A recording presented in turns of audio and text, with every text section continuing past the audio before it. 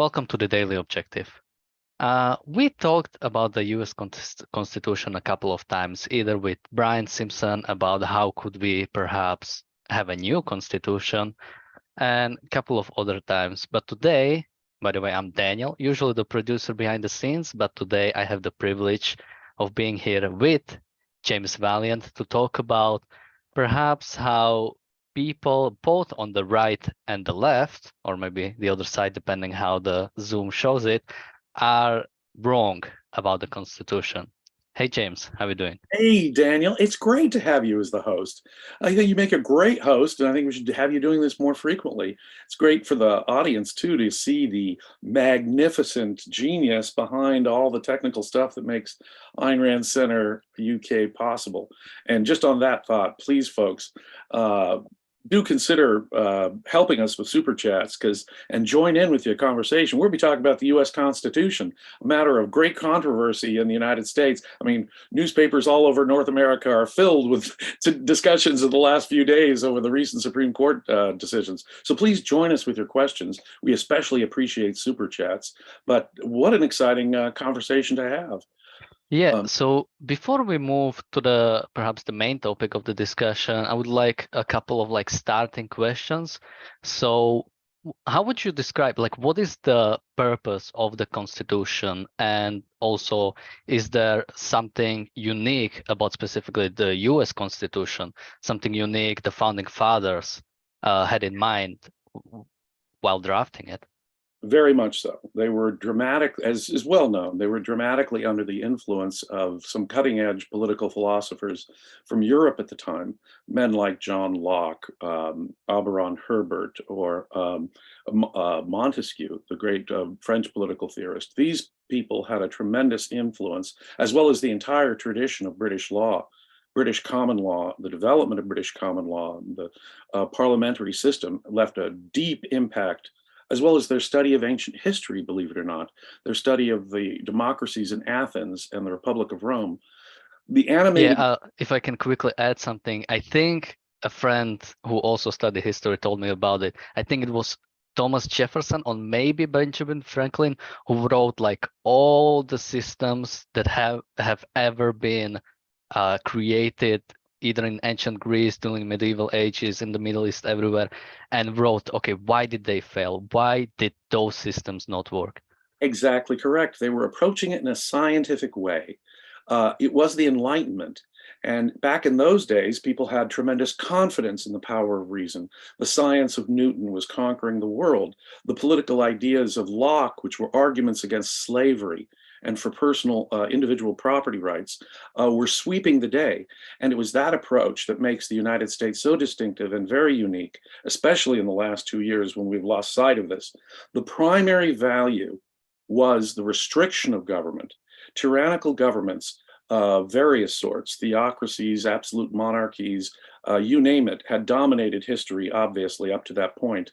And in Christian Europe, there have been recently terrible wars between Protestants and Christians, for example, over religion, which was used as the necessary moral legitimizing factor in governments in Europe at the time. Who's got the right God and who's worshiping God properly? Well, America would have none of it. It was a radical secularizing scientific revolution. They would create a nation based on a philosophical idea, and they would approach it rationally and scientifically. And the Declaration of Independence, which was the sort of cause for the American Revolution against the British Empire, stated quite clearly what their principal value was: the rights of individuals. The rights of individuals as they are so constituted. The philosophy there very much says that freedom is the primary social condition for people exercising their rights, and that everyone had the equal right to the pursuit of their life, liberty, and the pursuit of happiness. So the government which governs least governs best in the framers' mind. In Jefferson's second inaugural address, I think he puts it, the author of the Declaration, when he became president, in one of his inaugural addresses said, "A wise and frugal government which shall restrain men from injuring one another, but shall otherwise leave them free to their pursuits of industry and improvement. That is the sum of good government, he said. So the primary motivation was individual liberty, getting the government, which had been so tyrannical through so much of history, off of the people's backs and allowing people freedom to pursue their own interests and well-being and happiness. That was enacted in the Constitution in a very, very systematic and again scientific way. They wanted a limited government.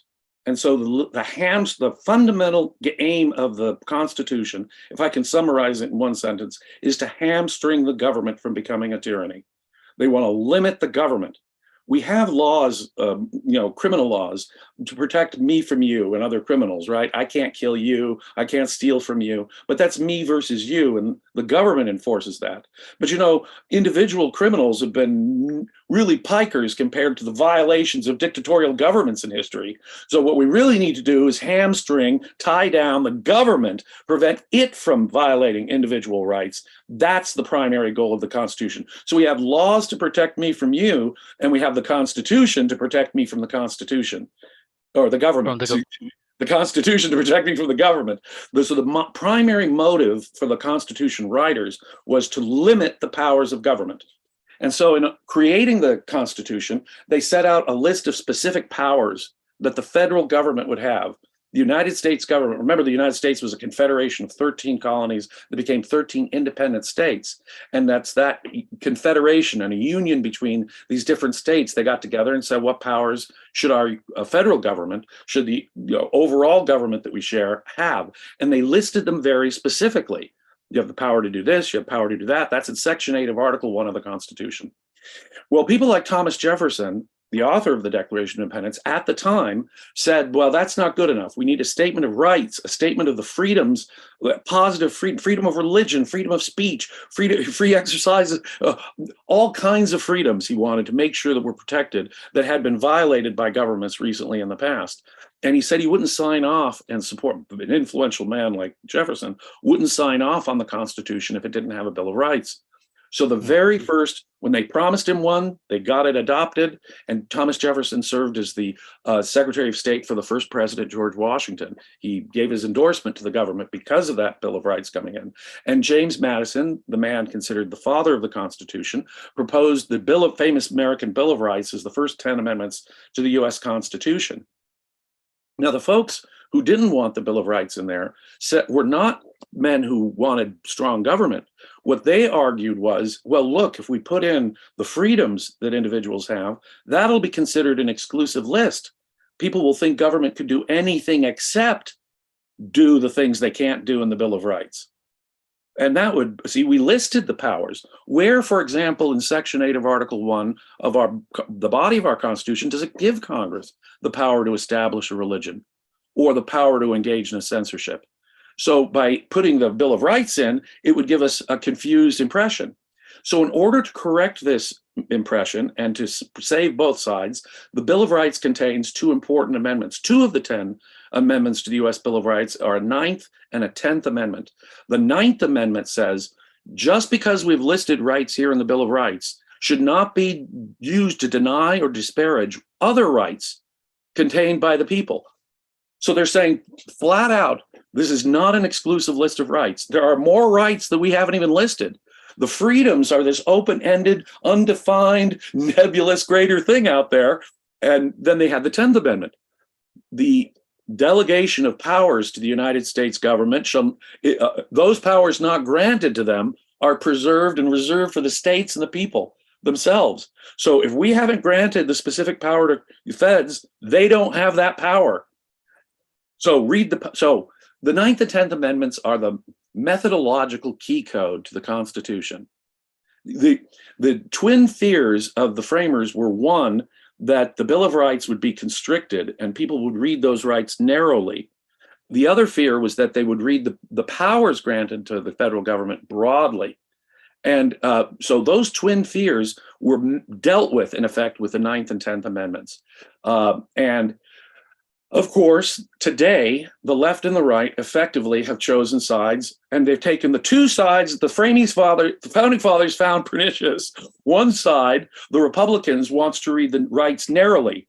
If those rights were not understood in concrete terms as the rights that were being enforced back in the 1700s, that right does not exist. Wow. So they're violating the very principle of the Ninth Amendment across the board, philosophically and on purpose.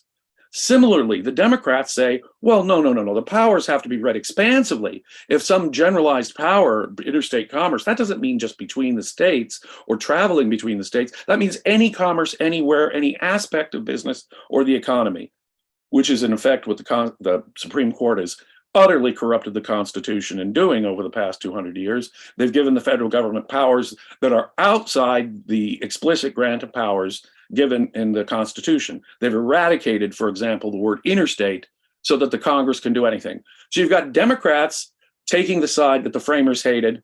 Those limitations on powers are not really limitations on powers. And then you've got the Republicans on the other side saying, well, just because they say there's other rights and those rights should be read broadly, doesn't mean that we should read the rights narrowly.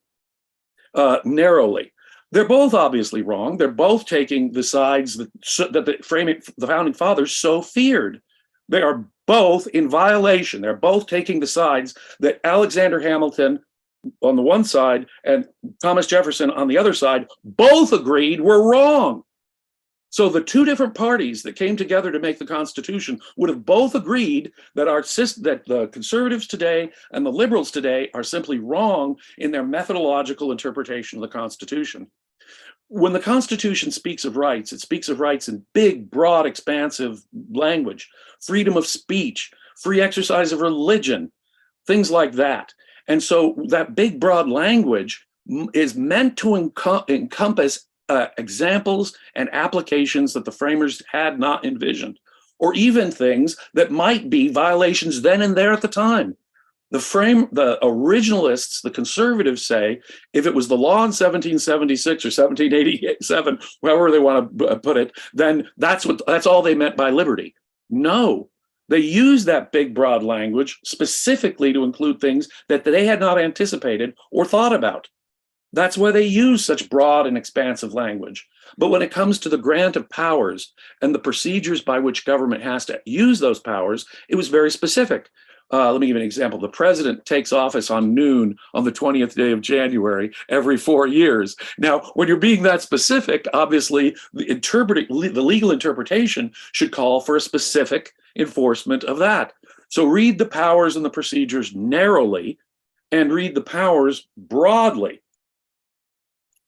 In the course of US history, something happened that was a revolution. Quickly, just before we kind of go to how we got from the original idea of the founding fathers to here, what really amazes me about the founding fathers is the fact that they didn't think, okay, let's build America for 20 years or 50 years.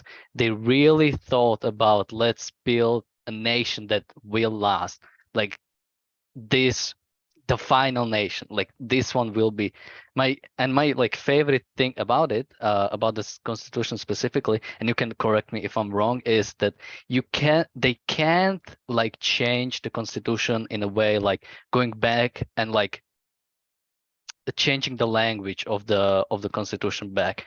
When you want to add something to a Constitution, good or bad in terms of adding or removing, and I have one example of that, you make a new amendment. And the examples would be when they banned the sale of alcohol and when they later legalized it. From what I believe, they didn't just remove that amendment, they had to pass a new amendment.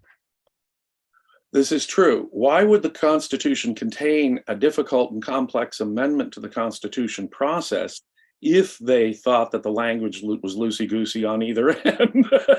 If they didn't mean what they said? If you want to change the language of the Constitution or strike out meaning from the Constitution, which both sides have regularly done now, then you need a constitutional amendment. And that requires the approval of 3/4, 75% of the states, and 2/3 of Congress has to agree, and 3/4 of the state legislatures have to agree in order to get a constitutional amendment passed. A super duper majority, in effect, and a long, complex process that makes it difficult to change the Constitution.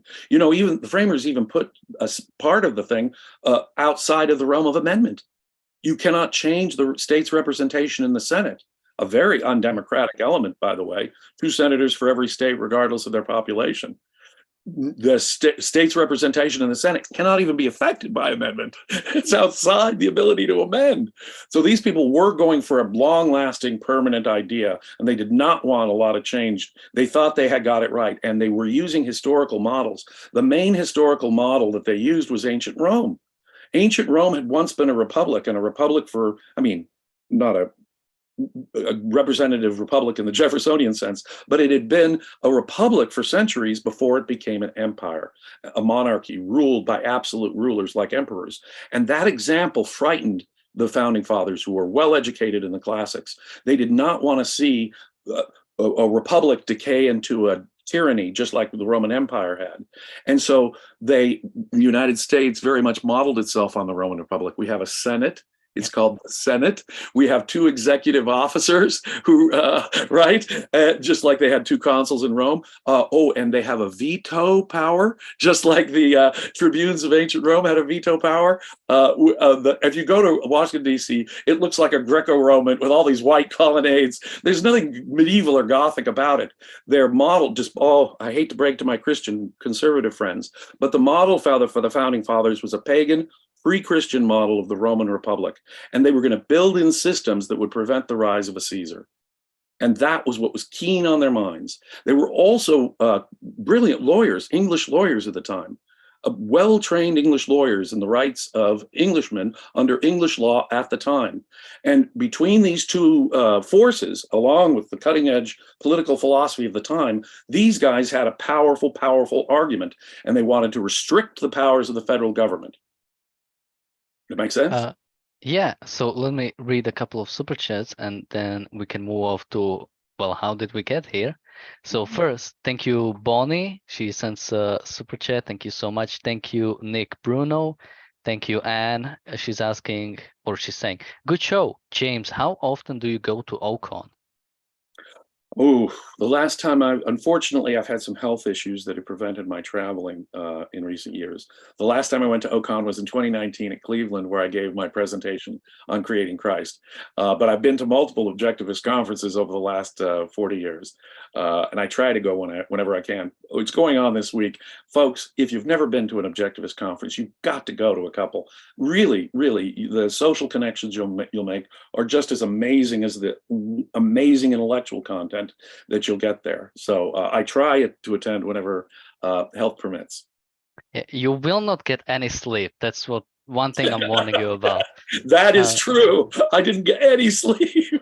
There's a great photo of me and 2 of my friends from last year's OCON, when the 3 of us were sitting completely in the front, and all of us were destroyed. We were completely just like barely hanging on. I was staying up the last time. I was staying up till 3 or 4 in the morning, and then getting up at 6 so I could attend the 7 o'clock lecture. It really, you don't get a lot of sleep, but it's jam-packed with intense values of various kinds, art, connecting with people, intense intellectual discussions. Yeah, it's an amazing experience. Also, thank you, Equal to Reality. Thank you, Kirk Wilcox. He says, Happy Independence Day, USA, USA. I heard Canada has something similar, like Canada Day or something. Yesterday was Canada Day. Well, or as I like to call it, the Day of Dependence. Canada, well, Canada, for all its current problems, is still what I would classify as a representative democracy. Not one that respects rights much anymore, like it did once. But that's true for, I think, most countries in the English-speaking world. It's been a sad decline in individual liberty. And also, thank you, Jonathan. Funny enough, chat revenue at the moment is 1776. So that's topical.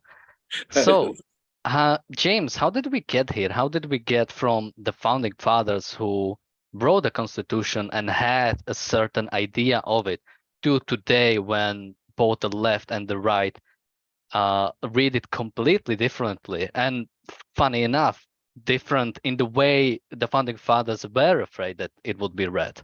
So how did we get here? What happened in the history?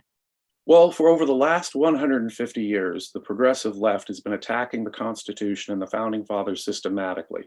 There are various forms and various degrees of their hatred of the Constitution and the framers, but the left is characterized today by an absolute disregard for the body of the Constitution.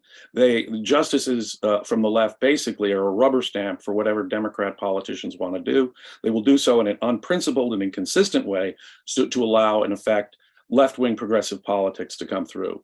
There were intellectuals, the historian Charles Beard, for example, a very influential historian in American history, I think more than 100 years ago, complained that the founding fathers were just property-owning, non-progressive. They were opposed to these, if you really went by their ideas, you couldn't have social justice, and on and on and on and on and on. This was just it wasn't really a revolution of any kind. And we can pretty much ignore their limitations on state power, which is what the left has done. If the Constitution clearly meant the Congress only had a very limited right to control aspects of commerce, that is to say, commerce actually traveling by train or boat between states, and only the means of that, the boat or the train, not the product itself. That was the original understanding of interstate commerce.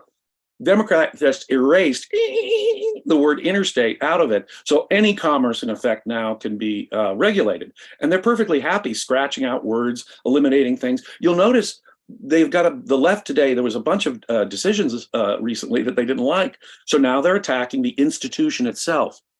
The institution, if the left gives them a decision they like Roe versus Wade, they'll defend the institution.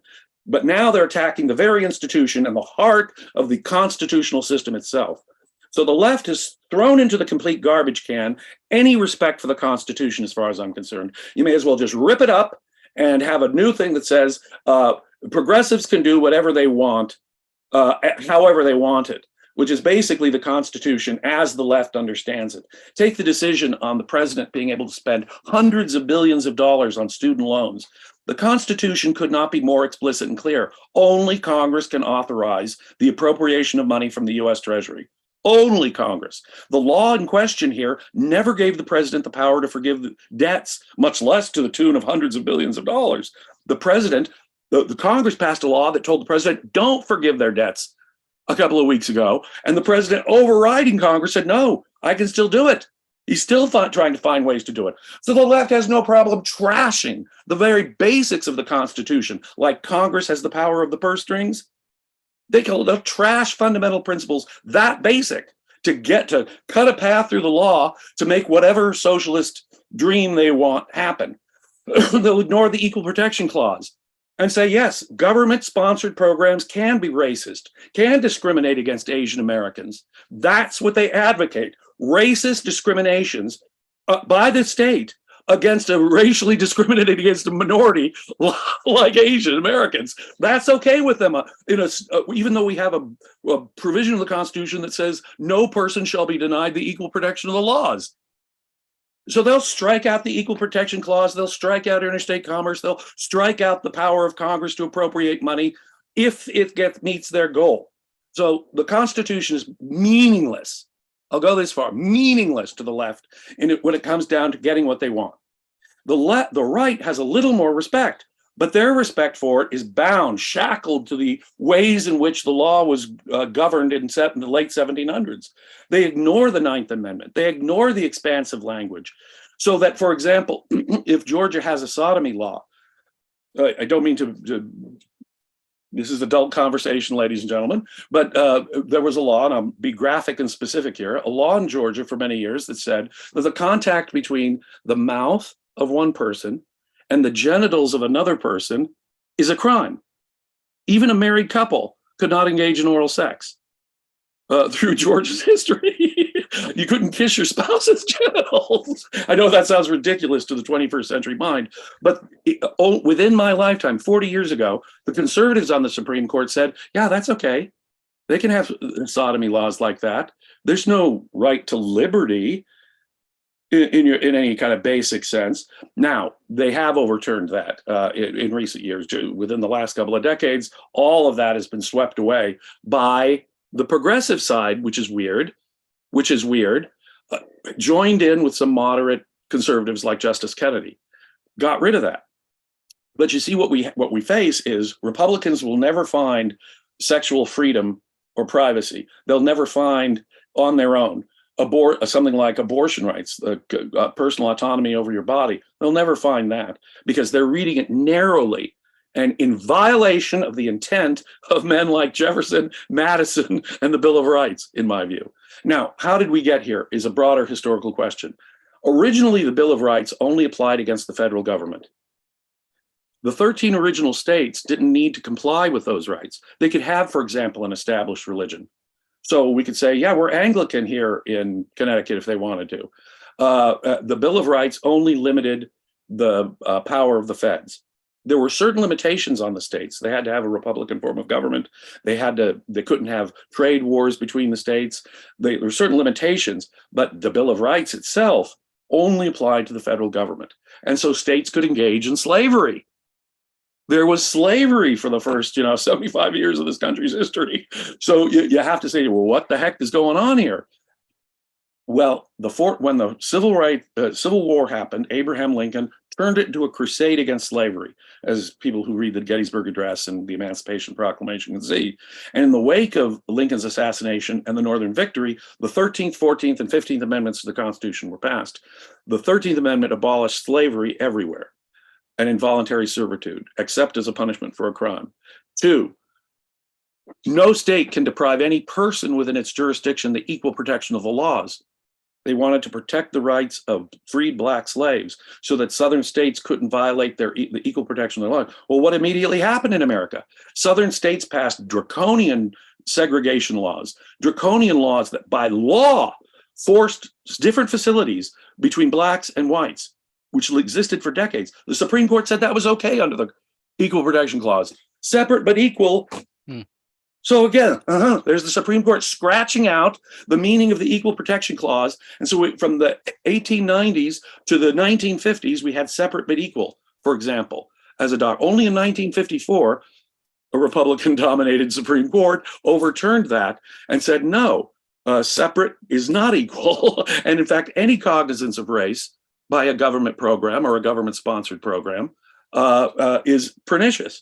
And that's what set off the civil rights movement of the 50s and 60s to the great benefit of America. In fact, the 14th Amendment had originally even proposed applying all of the Bill of Rights against all of the states, saying that the privileges and immunities of the citizens of the United States shall not be infringed by the several states. And if you read the debates, the plain meaning there was to apply the Bill of Rights against the states. Well, the Supreme Court, just like with equal protection, scratched that out. And so through the course of the 20th century, piece by piece, using the 14th Amendment due process clause, they enforced states can't impose censorship, they have to allow freedom of religion, et cetera, jury trials, et cetera, so that now, over a long century of Supreme Court decisions, they've finally enforced the Bill of Rights against the states, at least in large part. So that we now live in a world that through a back door had to enforce the Bill of Rights against the states. That's the situation that we're in right now. Unfortunately, the 14th Amendment, it would seem to me, let me just put it this way. The First Amendment to the Constitution guarantees every individual's right to the free exercise of their religious beliefs. In my view, this is a general freedom of action clause.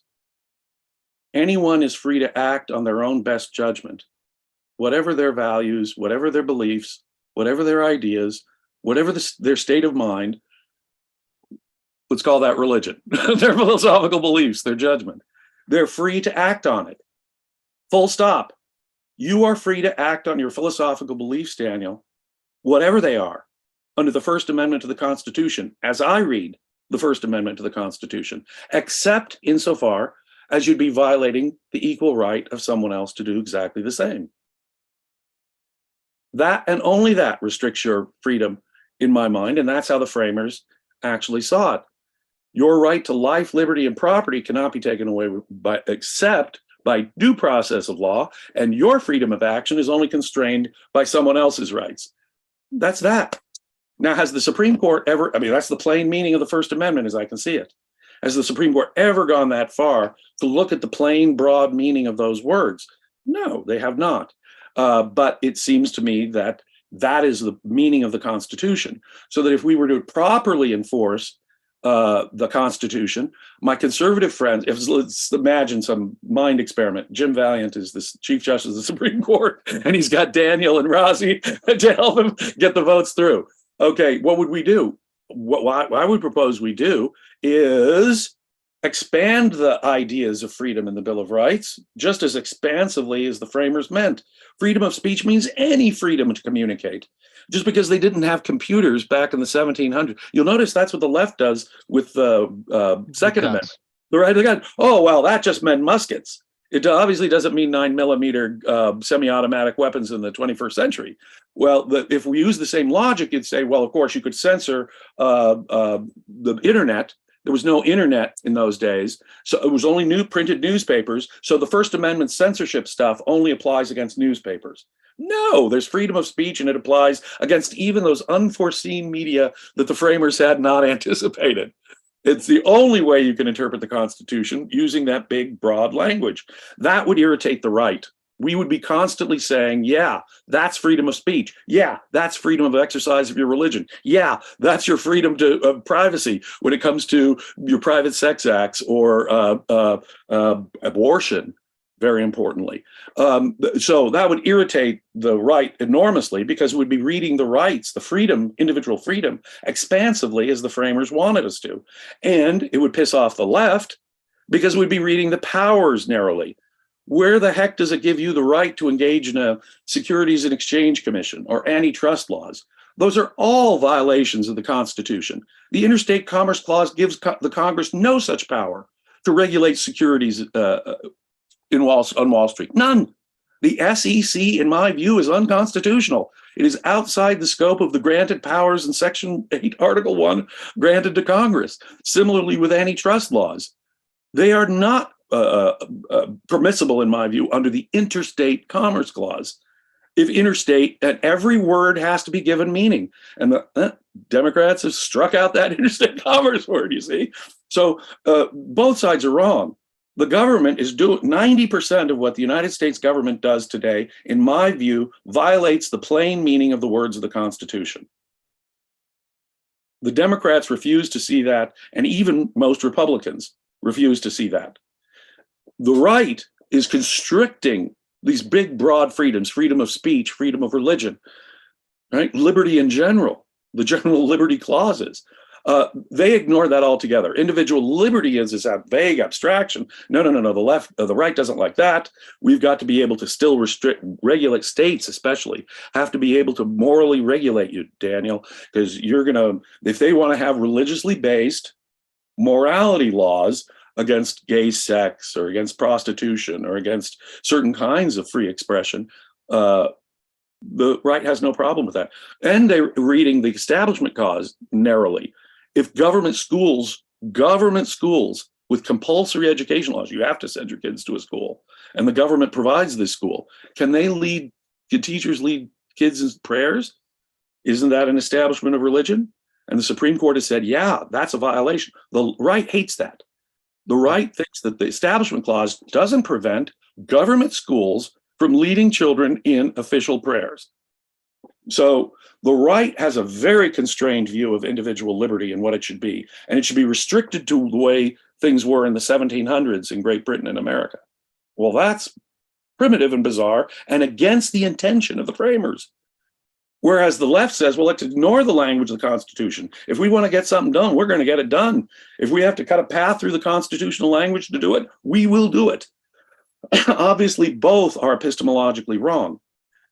If I can apply an objectivist concept here, the right's originalist approach is an intrinsicist approach, methodologically. The left's methodological approach is a subjectivist approach.